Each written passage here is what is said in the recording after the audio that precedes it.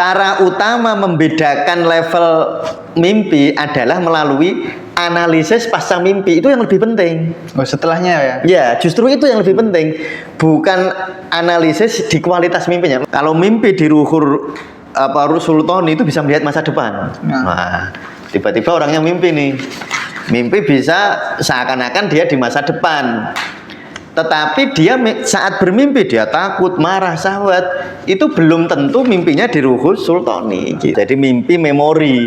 Karena kalau mimpi di ruhul ruwani itu yang mimpi memori. Jadi Mas Fatih balik ke masa lalu gitu loh. Jadi mundur ke belakang. Dan mundur itu karena sebenarnya ditarik oleh energi penyesalan itu. Kalau tadi ruhul ruwani kan di masa lalu. Kalau ruhul sultani itu bisa ke masa depan. Nah, jadi itu kayak petunjuk gitu. Mas Fatih jadi mantep. Nah, gitu loh. Itu kan mimpi orang-orang istiqoroh itu. Damai total itu nggak bisa digoyang oleh Riyad. Tetap damai, tetap merasakan kedamaian. Itu adalah cerminan dari ruhul haqqi ya. Ada ruhul haq namanya. Atau mencapai ketiadaan murni atau kefanaan. Itu mimpi fana.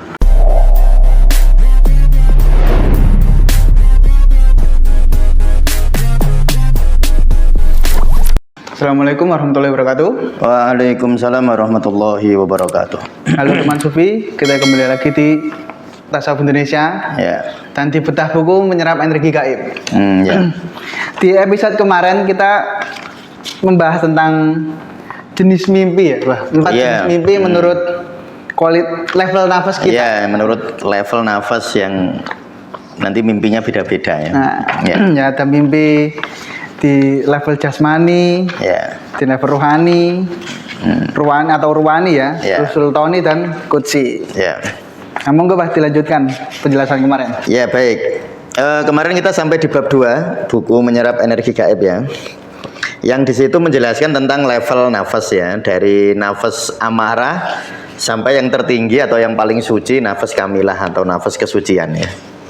Nah, nafas-nafas itu sebenarnya salah satunya kita bisa menduga Mas ya, itu nggak bisa memastikan loh ya. Jadi jangan memastikan level nafas dari mimpi. Cuma kita bisa meraba gitu. Ya, meraba itu ya kemungkinan bisa salah gitu. Sehingga kita perlu sebenarnya disitulah sebenarnya perlunya mursyid itu sebenarnya di situ Mas ya. Jadi kalau yang nilai diri kita sendiri, ya itu nanti akan terjadi, bisa jadi kontradiksi gitu. Sebenarnya ya bisa-bisa saja kita menilai mimpi kita, tetapi landasannya selalu satu, rendah hati. Rendah hati. Jadi jangan sampai misalnya nanti mimpi cirinya saya mimpi di ruhul sultani misalnya. Dia ngomong gitu kok tiba-tiba muncul kesombongan. Seandainya dia mimpinya, walaupun dia mimpinya di ruhul sultani sekalipun, dia akan merosot ke bawah lagi. Nah itu yang harus hati-hati ya. Teman-teman yang ini sudah dengan ya Mas ya, sudah ada di link ID ya. Oh sudah. Kalau teman-teman ingin mendapatkan file ini bisa didapatkan secara gratis di link ID, nanti bisa menghubungi admin Tasawuf Indonesia ya. Mungkin kemarin sudah banyak ya. Sudah banyak yang silahkan yang sudah di print bisa dibawa. Nah sekarang kita akan membahas lebih rinci tentang indikator kira-kira mimpi kita berada di level mana gitu. Nah. Ini sebenarnya sudah melampaui psikologi Mas ini. Di psikologi itu pembahasan mimpi memang sangat terbatas ya. Apalagi kalau psikologi modern sekarang ya. Yang dulu membahas agak dalam ya Sigmund Freud. Lalu Jung itu dia membahasnya cukup dalam. Tapi kalau psikologi sekarang kayaknya melihat mimpi sudah bingung duluan ya. Sehingga tidak dibahas. Saya tidak tahu apakah itu keterbatasan saya. Tapi buku-buku mimpi di modern ini kayaknya sudah. Ya kayak kalau mimpi ini berarti nanyanya kemarin ngapain? Yaitu efek dari pengalamanmu kemarin. Gitu hanya dimaknai ya. Jadi kalau sekarang itu orang hanya memaknai mimpi dari yang level jasmaniah Mas. Ya, jadi kalau orang Jawa itu kembang tidur. Kembang tidur. Kembang tidur ya. Kalau orang Jawa itu nyebutnya gitu. Nah, sekarang kita akan bahas lebih rinci ya teman-teman ya. Nanti kalau teman-teman mimpi, lalu mimpinya kita lihat itu yang mimpi siapa? Apakah ruh jasmani kita, atau ruh ruwani kita, atau ruh sultani kita, atau ruh qudsi. Nah kalau itu mimpi ruhul jismani nggak usah dikhawatirkan. Contoh begini Mas Fatih, ini saya kasih contoh dulu ya. Di orang Jawa itu ada mimpi giginya copot. Nah lalu di makna nih, Ya, kerabatnya. Di mana ada kerabatnya yang meninggal. Sebenarnya tidak harus begitu gitu. Karena kalau yang mimpi ruhul jismani misalnya memang giginya oglak-aglik, apa ya oglak-aglik bahasa Indonesia? Goyang, gigi. Giginya goyang. Dia misalnya mau tidur atau hari-hari itu goyang-goyang gigi, dia bisa mimpi nanti malam giginya copot. Itu kan mimpi di ruhul jasmani yang nggak punya makna. Maksudnya nggak punya makna apa namanya untuk mengakses masa depan ya. Nah, jadi nggak usah khawatir kalau itu. Tapi kalau udah dewasa kan kadang jarang kita nemuin gigi goyang ya Pak? Ya banyak malah. Ya, apa yang gigi lubang kayak gitu itu? Ya termasuk. Termasuk ya? Iya termasuk. Ya memang yang lebih banyak kan orang itu kalau semakin tambah usia itu energi ginjalnya turun. Nah, salah satu ciri energi ginjal turun itu giginya gampang goyang. Oh gitu. Ya, nanti Mas Fatih kalau terapi kan sering tuh itu. Dan banyak orang sebelum giginya goyang, dia sudah merasa giginya goyang walaupun nggak goyang. Sebenarnya nggak goyang. Oh gitu. Dia hanya merasa. Nah itu awalnya begitu. Makanya saya kan kalau konsultasi, Ustadz, ini kok gigi saya kok goyang ya? Tapi kalau saya goyang-goyang nggak goyang gitu. Itu salah satu tanda bahwa energi ginjalnya mulai melemah. Tapi jangan dimaknani energi ginjal melemah itu gagal ginjal loh ya. Oh itu keliru, jangan begitu, itu beda. Urusannya beda. Ginjal melemah itu cirinya Mas Fatih. Ini ginjal melemah dalam artian tradisional ya, bukan dalam artian medis. Kalau medis kan pengobatan timur itu ya. Ya, pengobatan timur. Kalau di medis nggak kenal kayak gitu. Nggak kenal apa namanya? Cilemah itu nggak kenal. Nah, nanti cirinya tulang dan otot, sendi ya, tulang dan sendi mulai enggak. Jadi gampang rengkang-rengkang, lutut gampang sakit, ini gampang sakit. Itu bisa menandakan itu ya. Itu berarti kalau mimpinya begitu, berarti mimpi ruhul jismani. Tidak memiliki makna masa depan. Masa depannya. Nah, bukan begitu ya. Nah, itu juga usah khawatir. Nah, sekarang kita bahas satu ya. Cara utama membedakan level mimpi adalah melalui analisis pasca mimpi. Itu yang lebih penting. Oh, setelahnya ya? Ya, justru itu yang lebih penting. Bukan analisis di kualitas mimpinya. Makanya kemarin kan saya ngomong sama Fatih ya. Mimpi itu apa namanya? Yang penting bukan jenis mimpinya, tapi yang mimpi siapa. Nah, gitu. Bukan jenis mimpinya. Makanya kemarin sempat ada yang nanya kalau mimpinya Fir'aun itu mimpi apa? Kan Fir'aun kan mimpi nanti akan dibunuh oleh ini atau orang laki-laki gitu. Dia mimpi terus ditafsir oleh ahli-ahli ahli tafsirnya mimpinya dia, atau mimpi waktu zaman Nabi Yusuf yang mimpi kan rajanya. Nah, tetapi memaknai apakah itu mimpi di level mana itu tidak hanya dimaknani di ininya, di apa namanya, tidak hanya di mimpinya itu. Iya, bukan konten. Bukan konten mimpinya, tetapi siapa yang bermimpi. Nah, itu loh, itu yang penting. Makanya belum saya respon yang nanya gitu, belum saya respon Mas Fatih, karena ini kalau saya respon nanti bingung nanti. Dan analisis kualitas batin saat mimpi terjadi. Nah, jadi saat mimpi itu hatimu piye? Makanya Mas Fatih kalau mendengar saya kan sering nanya ya, sering mimpi nopo akhir-akhir ini kan gitu kan? Oh iya, pas konsultasi. Pas konsultasi kan saya sering nanya gitu. Itu sebenarnya saya nggak peduli mimpinya Mas. Maksudnya saya nggak terlalu menilai mimpinya. Misalnya saya melihat harimau gini-gini. Saya lebih senang melihat kualitas batinnya. Saat seperti itu emosi yang muncul apa? Di dalam mimpi itu loh. Nah itu nanti bisa. Kalau kita mau bahas mimpi bisa panjang Mas ya. Misalnya gini, contoh ya. Ini mimpi di ruhul jismani ya. Ini penting. Misalnya ada orang mimpi lihat api. Nah, terus apa yang dia rasakan? Marah saya Ustadz. Marah berhubungan dengan liver. Nah, sebagai pengobat saya menduga bahwa pasien ini mengalami panas liver atau excess panas di liver, kelebihan panas di liver dari mimpi analisisnya Mas. Nah, saya menganalisa nanya emosimu gimana waktu mimpi itu. Nah, itu. Jadi yang paling penting itunya Mas. Jadi kalau Mas Fatih mimpi nggak usah terlalu bingung di konten Mas. Atau kalau nanti Mas Fatih jadi konsultan gitu. Atau mungkin ya lewat intonasi suara juga bisa ya? Ya bisa. Kalau aku mimpi ini dililit ular lah. Aku kemarin dililit ular sampai dirinya agak jijik, berarti kan dia takut. Nah, iya berarti takut. Kalau takut nanti hubungannya dengan ginjal. Nah, gitu ya Mas ya. Ini tips ya, tips. Nah, ini bagi yang teman-teman yang jadi pengobat tradisional atau yang suka nolong orang lah gitu, nolong orang di bidang sakit itu. Sakit itu bisa diduga, sekali lagi ya, semuanya itu dugaan Mas, nggak bisa kepastian. Kalau pasti, yang pasti ngerti lorone Allah. Kalau kita tuh nggak pasti, kita hanya duga-duga gitu. Nah, jadi bisa analisis mimpi. Kalau suasananya takut, ginjal. Suasananya marah, liver. Suasana sedih, paru. Suasananya cemas, lambung gitu. Ya, itu Mas. Itu level di ruhul jismani. Nah, sekarang cara mengenali ngimpi di ruhul jismani. Ini adalah level yang paling mudah dikenali, Mas.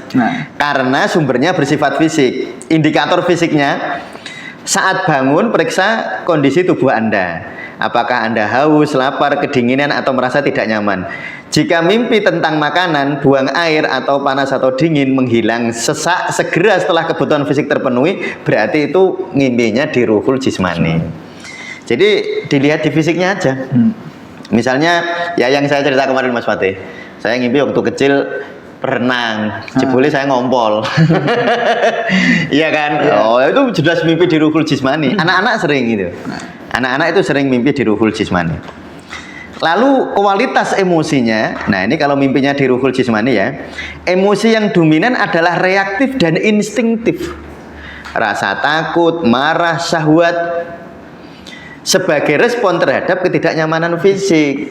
Nah, jadi walaupun mimpinya kayaknya, kan kemarin saya bilang ya, contoh ini, kalau mimpi di ruhul sultoni itu bisa melihat masa depan. Nah, tiba-tiba orangnya mimpi nih, mimpi bisa seakan-akan dia di masa depan, tetapi dia saat bermimpi dia takut, marah, syahwat, itu belum tentu mimpinya di ruhul sultoni gitu.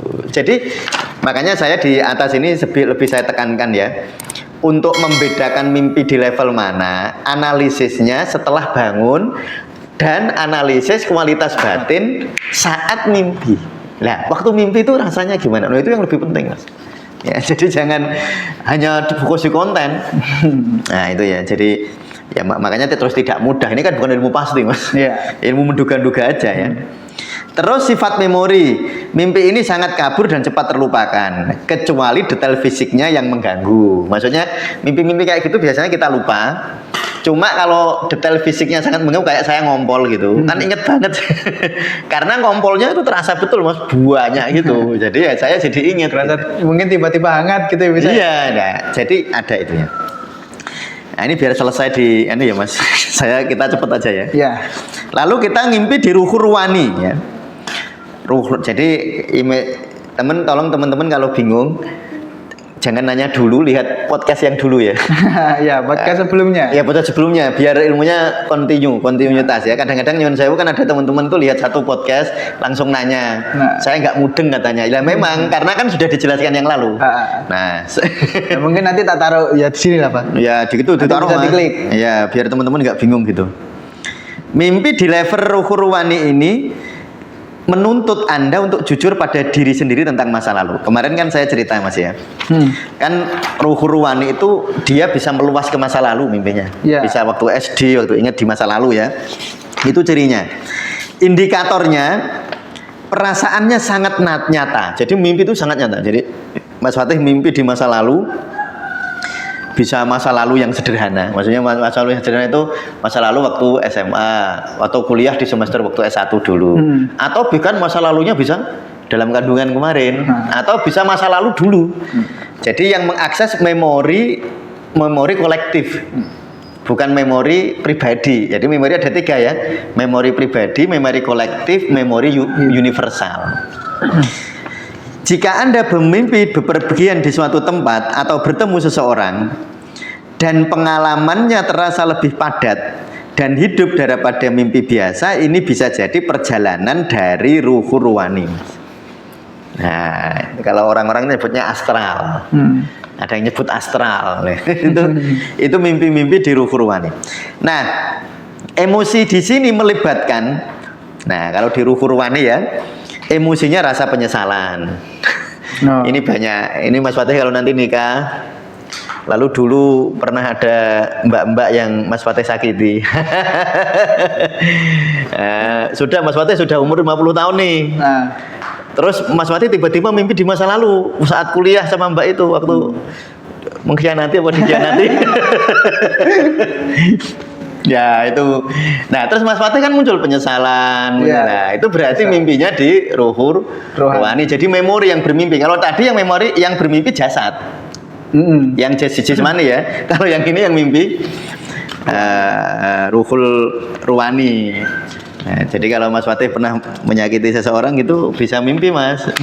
Itu kan ya berarti memorinya yang kayak terulang di mimpi gitu ya? Iya, memorinya terulang dan sebenarnya itu adalah respon emosi dari kejadian itu, ya. Jadi kan ada kejadian. Ya kejadian itulah yang paling sering itu soalnya itu Mas, rasa bersalah ya. Nah, ya endapan emosi itu. Iya, endapan emosi dan rasa bersalah itu sering muncul ketika kita pernah menyakiti seseorang. Nah, ya misalnya ini mulai Mas Fatih hati-hati ya, jangan nyakitin. Insya Allah. Ya kalau yang disakiti itu bahagia, kita lebih tenang Mas. Tapi kalau Mas Fatih misalnya ya ini bagi yang muda-muda, yang tua-tua, yang sudah nggak usah didengerin lah ini. Ini bagi yang muda. Misalnya sampean menyakiti hati seorang perempuan. Terus karena kamu sakiti dia terus nggak bahagia. Oh itu Mas Fatih rasa penyesalannya besar. Ya. Kecuali yang kamu sakiti dia bahagia, kamu tenang. Kalau aku mungkin tahu dia ternyata nggak bahagia ya, mungkin penyesalanku besar banget. Ya besar banget. Dan nanti kamu Mas Fatih bisa berjalan di masa lalu. Penyesalan itu bisa membuat mimpi Mas Fatih. Gitu. Ya nggak kayak gini misal. Ya misalkan aku pernah menyakiti seorang wanita. Terus aku lihat wanita, sampai sekarang dia nggak bahagia. Penyesalan kan jelas ya, besar banget, Pak. Besar banget. Jadi itu penyesalan itu akhirnya mengendap. Mungkin ya jadi 50 tahun, betul. 50 tahun ke depan, mungkin nanti bisa meluap di mimpinya itu. Ya, Karena mimpinya tuh timbulnya kayak gitu ya. Ya, jadi mimpinya bisa mimpi begitu. Jadi mimpi memori. Karena kalau mimpi di ruh rohani itu yang mimpi memori aja. Jadi Mas Fatih balik ke masa lalu gitu loh. Ya. Jadi mundur ke belakang. Dan mundur itu karena sebenarnya ditarik oleh energi penyesalan itu. Ya gitu ya. Sebenarnya nggak usah nyakitin orang lah. Gini Mas Fatih ya, kalau nyakitin jangan.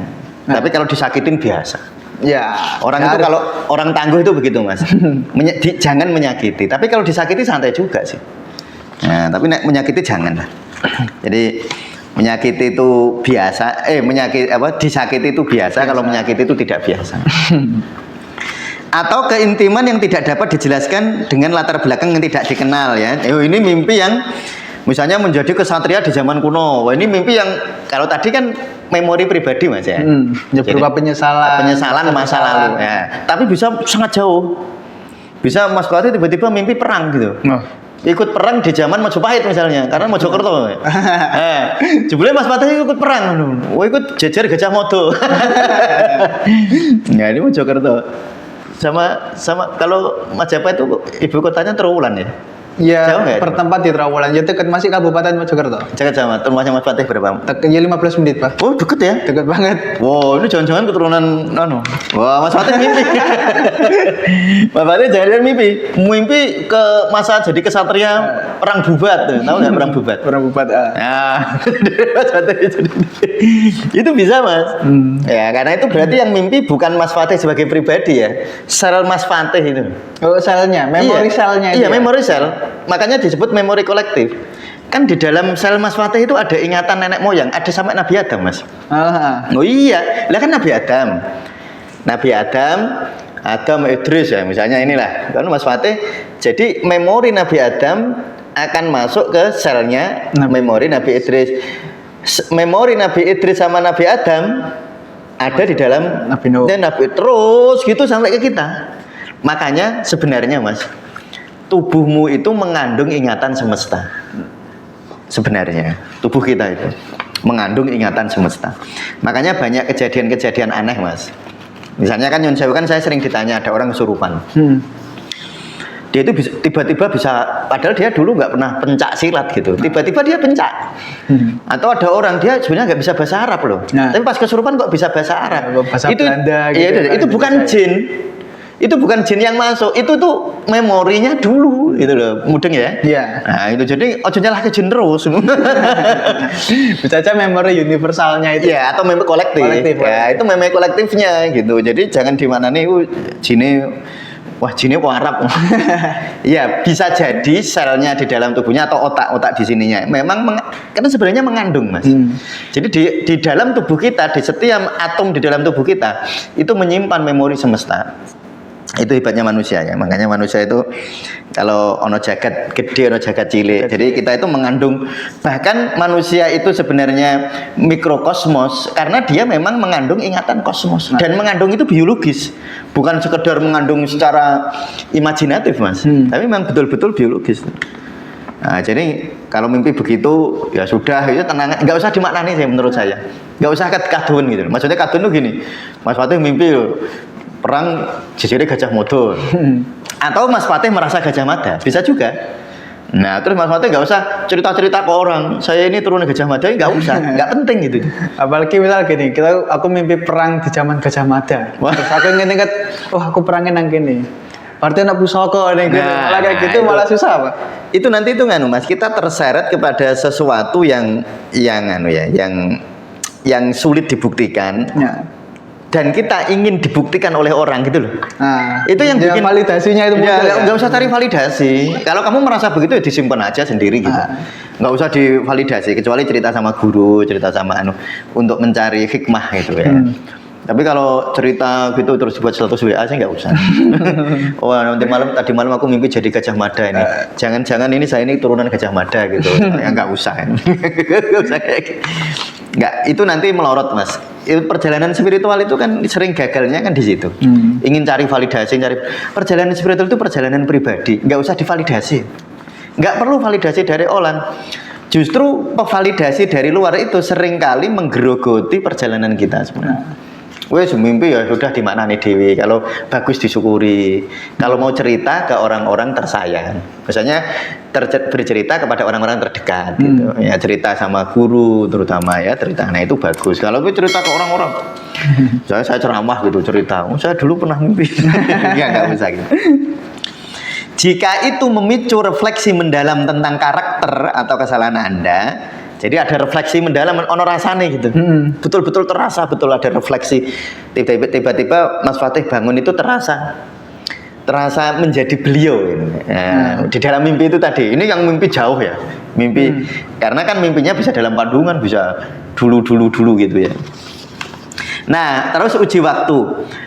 Jika mimpi tersebut menampilkan setting atau peristiwa di masa lalu yang sangat personal dan relevan dengan kondisi batin Anda, itu berarti ruhur ruwani.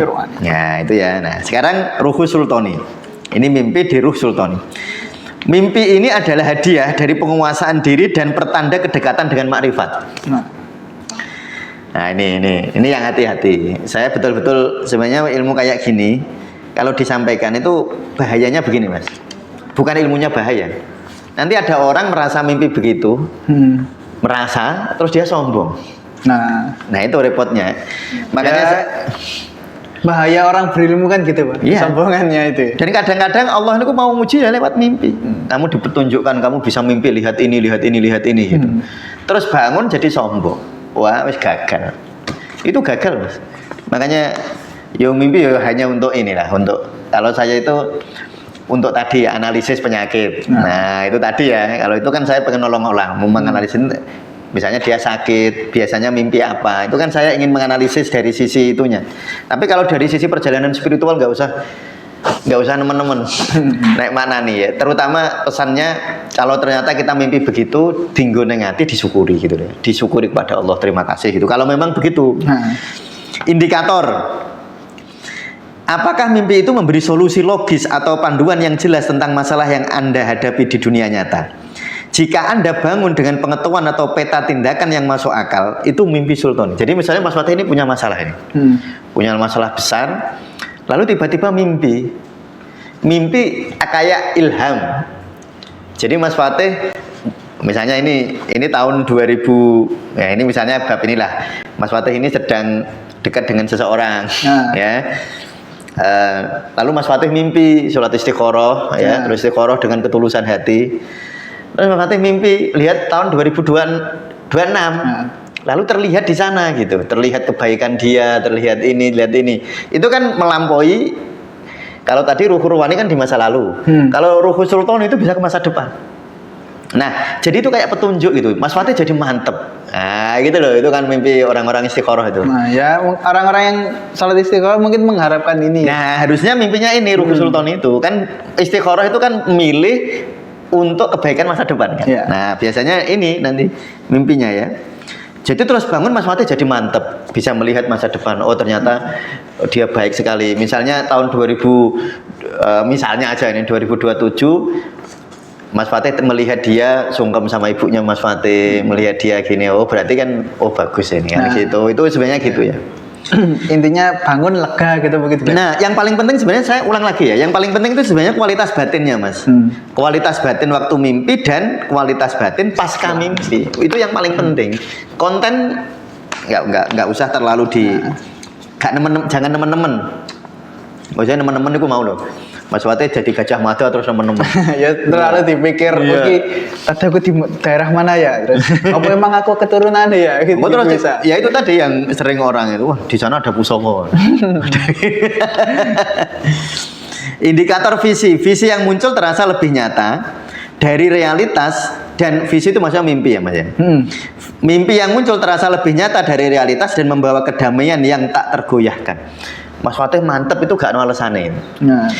Mantep kalau masih ada alasan itu sebenarnya mantep di level pikiran, belum di level ruwani Mas. Di level memori. Kan ilmu itu memori ya. Ilmu itu memori ya kan. Tapi kalau mimpi diri Sultan itu mimpi yang mantep kemantepan di Ruhul Sultan itu mantep yang tidak ada alasannya. Jadi ya mantep gitu aja. Dan mantepnya itu betul-betul mendamaikan, bukan mantep dipaksakan. Iya. Jadi orang sudah tak mantep ke, nggak ada loh itu, wah itu ego itu Mas. Jika Anda melihat cahaya murni atau simbol-simbol keilahian, nah misalnya mimpi melihat cahaya di masa depan gitu di cahaya itu bisa jadi itu mimpi-mimpi di Ruhul Sultani ya. Itu disyukuri ya. Pesannya pokoknya gitu, pesannya disyukuri, jangan mengubah keimanan. Misalnya mimpinya orang enak, ya tetap iman. Mimpinya enak, ya tetap iman.